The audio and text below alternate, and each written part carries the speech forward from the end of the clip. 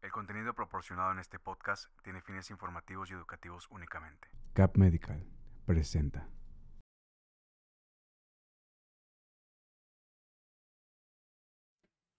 Hola, ¿qué tal? Muy buenos días, bienvenidos una vez más a una consulta virtual. El día de hoy nos acompaña el doctor Emanuel Ruiz. ¿Cómo está, doctor? Hola, muy bien, Yara. Aquí estamos de nuevo en temas de reumatología. Vamos a ver preguntas y respuestas de los pacientes o de la gente que nos sigue sobre dudas que tienen específicas. Exacto.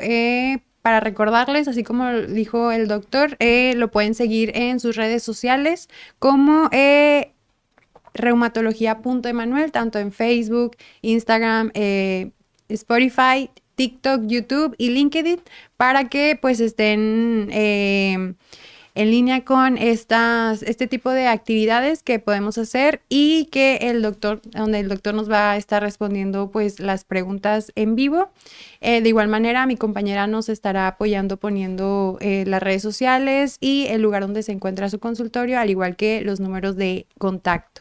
Entonces, doctor, para empezar, no sé si le gustaría primero, como primera pregunta, antes de empezar con las que nos mandaron, si puede explicar la rama de la reumatología. Pues sí, pues bueno, primero que nada, bienvenida Yares, que es la primera vez que nos acompaña. Gracias. Y pues estamos aquí otro jueves. Básicamente, pues ya hemos tenido varios temas de reumatología en los que hemos hablado básicamente todo. Lupus, artritis, miopatía, síndrome de Sjögren, que ha sido muy popular. Osteoartritis, que es desgaste. Entonces ahorita ya que vimos como muchos temas, probablemente no todos, pero sí muchos temas, y hemos visto que mucha de la gente que nos ha visto ha dejado muchas preguntas. Entonces vamos a intentar contestarlas. Básicamente la reumatología habla de todas las enfermedades, unas que son autoinmunes, que se trata de que nuestro sistema inmunológico, en lugar de defendernos, nos ataca, y otras enfermedades que son musculoesqueléticas, que pues no son autoinmunes, como la osteoartritis, el desgaste articular, el ácido úrico alto como la gota, algunas otras que pues son como de nacimiento, pero sí básicamente es todo lo que es el sistema osteomuscular, o sea, articulaciones, tendones y todas las autoinmunes, que sí son muchísimas enfermedades, son más de 100 enfermedades. Entonces, pues de eso trata a grandes rasgos la reumatología. Ok, doctor, bueno, empezando como primera pregunta, nos la hizo Itznaye HDZ. Explíquenos la teoría sobre usar tacones mucho tiempo y su consecuencia en los pies. Bueno, básicamente, estuvimos hablando hace algunos live de esto, y es que el usar tacones, pues, básicamente cambia nuestra mecánica de nuestra bipedestación, o sea, de estar de pie, y eso hace que todo el peso de nuestra columna y de nuestro cuerpo se apoye solamente sobre un área de nuestro pie. Entonces, básicamente las mujeres tienen que estar pues con la espalda en una posición diferente. Cambian la espalda tiene unos arcos, que esos arcos hacen que nuestro cuerpo distribuya el peso, y al usar pues cierto calzado que hace que nuestra espalda cambie estos arcos de sostén, pues con el tiempo, poco a poco, principalmente nuestra espalda es la que va a ir sufriendo. O sea, los arcos fisiológicos se van a ir modificando, y esto nos va a predisponer a que tengamos más desgaste a una edad más temprana y que tengamos dolor de espalda, y otra que podamos tener ciertas patologías como hernias de disco, ¿no? O sea, que básicamente algunas estructuras que están entre las vértebras se modifiquen o se dañen, y esto sí causa básicamente mucho dolor. Y otra cosa es que también los pies, básicamente con el paso del tiempo, vamos teniendo desgaste en nuestros tobillos o en nuestros dedos de los pies. Hay algo que se llama muy frecuente hallux valgus, que es lo que le llaman el juanete, que es que el dedito se va saliendo, pero eso básicamente puede suceder normalmente pues por sobreuso, pero al usar mucho tiempo este tipo de calzado, pues el hallux valgus o el juanete se va formando mucho más rápido, y esto hace que nuestro dedo se deforme de una manera más rápida, y pues básicamente nos causa dolor. Entonces esto puede llevar a que en un momento se requiera cirugías, y esto es muy incapacitante. Entonces sí es muy importante que pues si hay algún evento donde necesitan usar ese tipo de calzado, es lo menos que se pueda. Si tienen alguna patología en los pies sobre todo, donde este calzado les perjudica, pues lo mejor es no usarlo. Entonces siempre, como todo, si lo usan demasiado tiempo, todos los días y por muchas horas, es muy probable que se vayan a dañar o sus dedos de los pies o la columna, ¿no? Y yo, por ejemplo, los utilizo más por vanidad, pero no sabía toda esa información. Sí, entonces pues sí, prácticamente hay otras enfermedades que a ver si nos las vemos, que por decir las prótesis que se ponen las mujeres, prótesis mamarias, o a veces que se ponen algún tipo de inyecciones en glúteos o en la cara, eso también puede producir fibrosis o inflamación, y a la larga puede producir algunas enfermedades que se parecen mucho al lupus. Entonces, sí, todo este tipo de cosas como cosméticas al final sí pueden traer algunas consecuencias. Ok, doctor. Bueno, como siguiente pregunta tenemos, Samadi pregunta, tengo poco de haber sido diagnosticada con lupus. Quisiera saber cuál es el tratamiento más adecuado para tratar la enfermedad. Ok, bueno, aquí es muy importante dividir el lupus, ¿no? El lupus es una enfermedad autoinmune que afecta básicamente todos nuestros órganos, todo nuestro sistema, órganos, sangre, piel. Entonces, para saber cuál es el tratamiento más adecuado, hay que saber qué tan grave es. Si es un lupus que no tiene afección importante a órganos vitales, o sea, como el cerebro, el corazón, los riñones, que no pone en peligro la vida, se da un tratamiento estandarizado que se llama con medicamentos como Farmes, que es hidroxicloroquina o cloroquina, o algunos medicamentos que no son tan agresivos como otro que se llama azatioprina, y a veces usamos esteroides para disminuir la inflamación, pero si ya son enfermedades afecciones como hacia el cerebro, hacia el corazón, hacia los riñones, pues sí se consideran órganos que pueden poner en riesgo la vida, y aquí usamos tratamientos un poquito más agresivos. Esos tratamientos por lo general son tratamientos biológicos, o algunos que no son biológicos como ácido micofenólico, ciclofosfamida, que son una especie de quimioterapias, pero pues sí depende mucho de qué tan grave es el lupus, ¿no? Entonces aquí lo adecuado es visitar a su reumatólogo o reumatóloga, ver el grado de gravedad del lupus, si es algo leve, si es algo moderado, si es algo grave, y establecer el tratamiento más adecuado para cada paciente. Y también es muy importante que esto puede cambiar por el tiempo. A veces al principio puede ser algo leve y a lo mejor en 2 años ya puede ser más agresivo y hay que cambiar el tratamiento. O puede ser muy agresivo y en unos 2, 3 años es algo leve y se va retirando tratamiento. Entonces no siempre, no es de que vayan a tener el mismo tratamiento de por vida, sino se va modificando. Ok.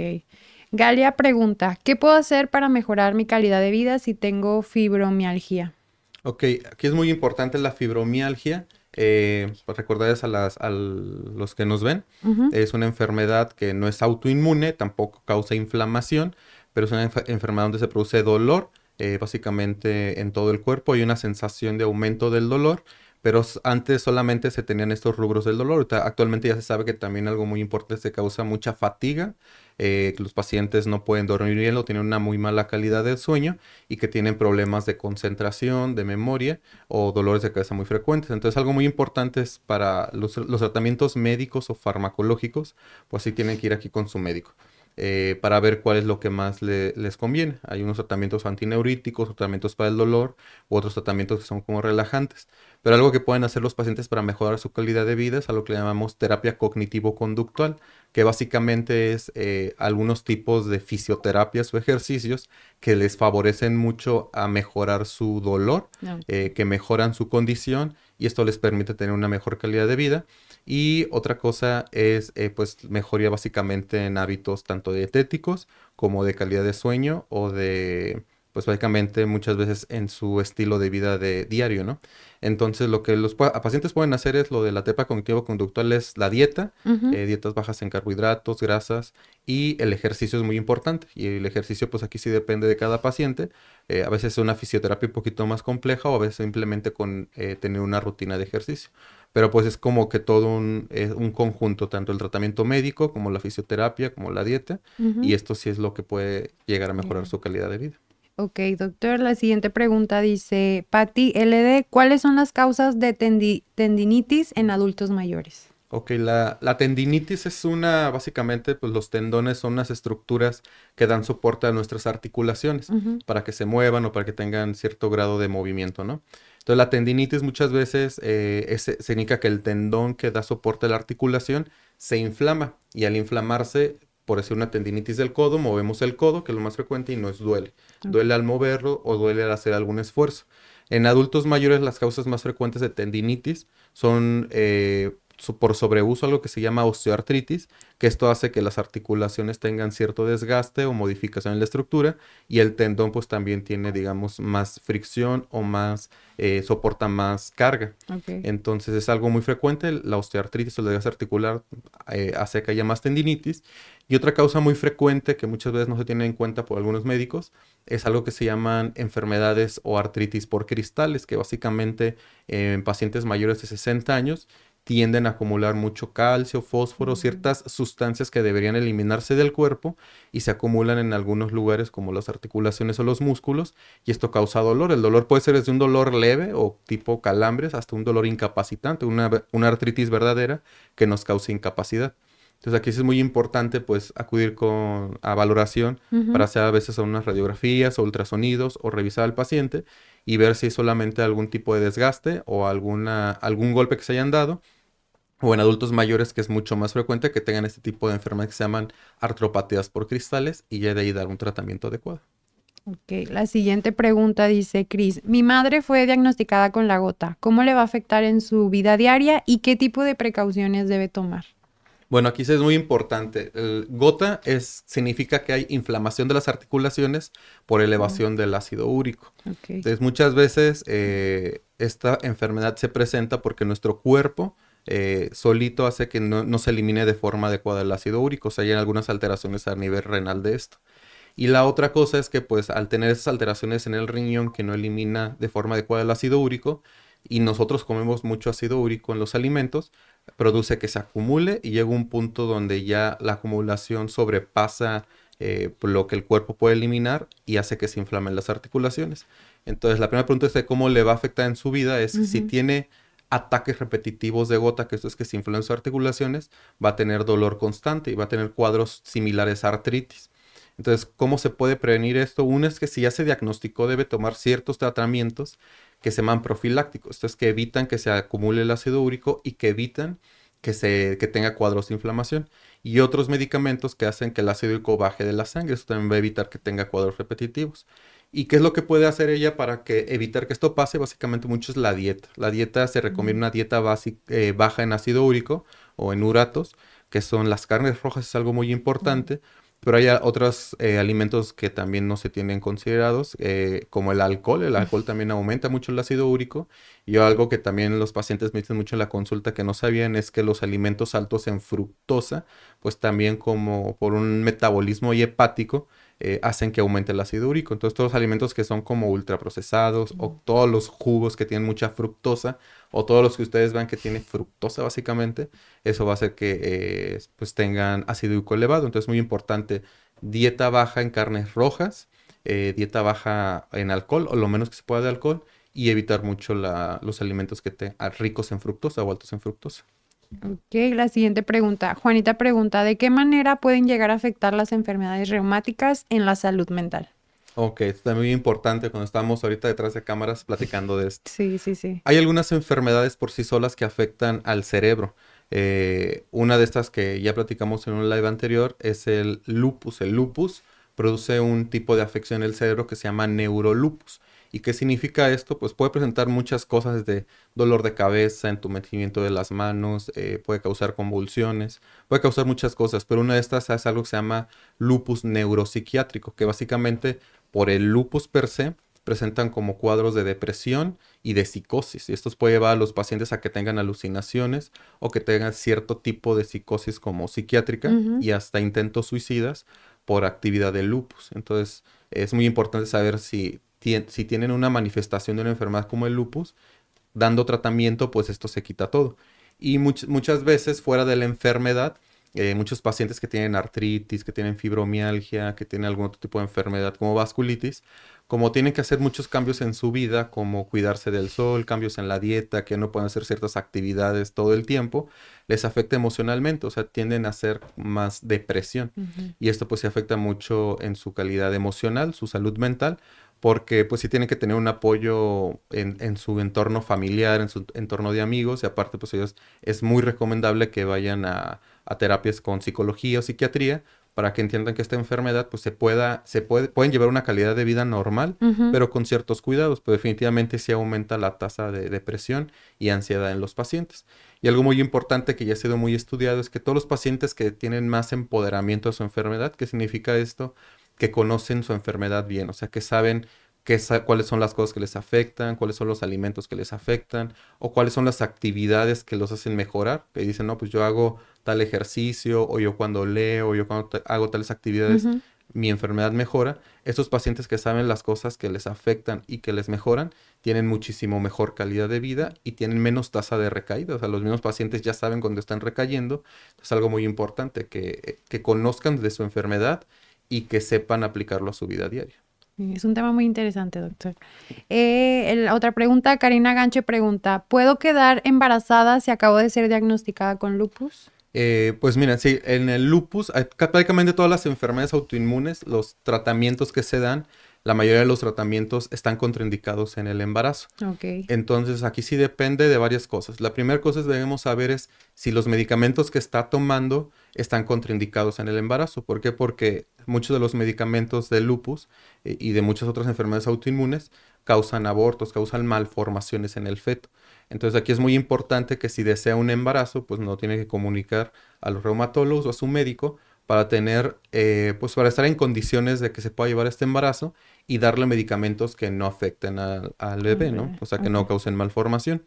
Y otra cosa muy importante es que en el lupus hay unos anticuerpos que se llaman antifosfolípidos que tienen más tasa de abortos. O sea, independientemente de que ella esté bien del lupus y de que no esté tomando ningún tratamiento que afecte al bebé, hay más o menos entre un 30 o 50% de los pacientes con lupus que tienen estos anticuerpos tienen más tasa de abortos, Ok. más tasa de preeclampsia, más tasa de restricción del crecimiento o de partos pretérmino. Entonces es muy importante hacer una evaluación para ver si tiene un perfil de alto riesgo y si fuera así, dar cierto tratamiento específico durante el embarazo para intentar que este embarazo se lleve a cabo de forma adecuada. Entonces, pues una parte es ver que no tenga medicamentos que afecten al embarazo y otra es también si la misma enfermedad pone en riesgo el embarazo, Ujú. pues sí tienen que llevar un seguimiento mucho más cercano porque se considera de alto riesgo. Pero definitivamente sí se puede embarazar. De hecho, muchos pacientes con lupus logran su embarazo, un embarazo totalmente normal, el bebé nace bien, pero sí necesita hacer con un seguimiento mucho más cercano. Ok. Abril 65. Si en el historial de mi familia cuenta con antecedentes de artritis y artrosis, ¿es hereditario? Sí, básicamente todas las enfermedades autoinmunes tienen un componente genético, una base genética. Hay enfermedades que tienen más genes relacionados y otras que menos. Por si el lupus se han descubierto más de 100 variantes génicas o genéticas que predisponen al lupus. Y en la artritis reumatoide también hay algo que se llama epítope compartido, que pues es una parte de nuestra bases genéticas donde esto se comparte de generación en generación. No es que sea totalmente hereditario. O sea, si los padres o los abuelos o hermanos tienen lupus o tienen artritis, hay un mayor riesgo de que los hijos o los nietos vayan a tener también estas enfermedades autoinmunes, pero no es 100%. O sea, solamente lo pone en un mayor riesgo. Entonces, cuando un paciente llega y nos dice, no, pues yo tengo tales manifestaciones, puede ser dolor articular, nosotros siempre preguntamos si tiene familiares con alguna enfermedad autoinmune, porque eso a nosotros nos da como un foco rojo de que hay más riesgo de que ella también lo pueda tener. Sin embargo, puede haber familiares que tengan, por decir alguien que tenga lupus o artritis y tenga hijos y sus nietos a lo mejor nunca lo van a desarrollar. Ok. Y puede ser también todo lo contrario. Puede ser que alguien tenga manifestaciones, lo vemos si tiene diagnóstico de artritis o de lupus, pero ella dice que no tiene ningún familiar que lo haya tenido. Entonces, no es 100%, tanto como el que tiene lupus puede que sus hijos nunca lo tengan, su descendencia, y también alguien que no tiene ningún familiar con lupus ni artritis, pues en algún momento lo puede tener, porque no solamente es la genética, sino hay otros factores de riesgo que pues, pueden hacer que la enfermedad se presente. Ok, bueno, como última pregunta, doctor, ¿qué puedo hacer para que mi enfermedad no llegue a afectar mi rutina de sueño por los dolores y la incomodidad que me causa pues, la enfermedad? Ujú. Ok, sí, hay algunas enfermedades que son más frecuentes que afecten durante la noche. Algunas de estas son las espondiloartritis, como la espondilitis anquilosante, que así le conocemos, que tienen un dolor, que básicamente todas las enfermedades autoinmunes tienen un dolor que se llama inflamatorio, que quiere decir que cuando están dormidos o cuando están mucho tiempo en reposo, hay más dolor. Esto pues es por componentes inflamatorios de nuestro sistema inmunológico. Entonces, si tienen por decir artritis, lupus, espondilitis anquilosante y está con mucha actividad, es de esperarse que cuando estén mucho tiempo en reposo o que cuando duerman, el dolor tienda a despertarlos por las noches. Entonces, aquí lo que tiene que hacer es ajustar el tratamiento definitivamente. Si este dolor es muy constante que los despierte por la noche, hay que hacerle estudios de sangre para ver si tiene marcadores de inflamación que nos estén indicando que pues este dolor que los despierta es por actividad de su enfermedad. Y nosotros como médicos necesitamos darle tratamiento para evitar que esto suceda. Lo normal o lo que nosotros nuestra meta es que los pacientes tengan una vida lo más cercano a lo normal y que este dolor no los despierte por la noche. Entonces, si tiene estas manifestaciones, definitivamente es necesario que se lo comente a su médico para que ajuste el tratamiento y no tenga esto. Hay otras enfermedades como el desgaste de la osteoartritis, por decir, que este es todo lo contrario. El dolor da cuando hacen mucha actividad. Entonces, después de que hacen mucha actividad, tienen más dolor y cuando descansan tiende a disminuir. Entonces, pues sí es muy importante distinguir entre los dos. Ahora, un paciente puede tener los dos, puede tener artritis reumatoide y puede tener osteoartritis. Entonces, tiene dolor tanto cuando está en reposo duerme como cuando hace actividades. Entonces, aquí es también importante ver cuáles son las recomendaciones, ajustar el tratamiento y también intentar dar tratamiento para el desgaste articular, ya sea con fisioterapia, con analgésicos, y hay pacientes que requieren hasta prótesis, ¿no? Muy importante decirles que no le tengan miedo a la cirugía. Algunos pacientes que ya tienen desgaste muy avanzado de las rodillas, de la cadera o de los hombros, y la cirugía pues básicamente hace que a veces no regresa al 100% la funcionalidad, pero sí les quita casi todo el dolor. Entonces aquí es muy importante ser evaluados por su médico y ver cuál es la mejor opción de tratamiento. Ok, doctor, muchas gracias por habernos respondido todas estas preguntas. No sé si tenga algún comentario final que quiera decir a toda la gente pues, que nos está viendo. Pues quedan más preguntas, ¿no? Sí, vimos que hay muchísimas preguntas. Síganoslas mandando aquí, pues cuando veamos alguna pregunta y pues vamos a intentar contestarlas siempre en medida de lo posible.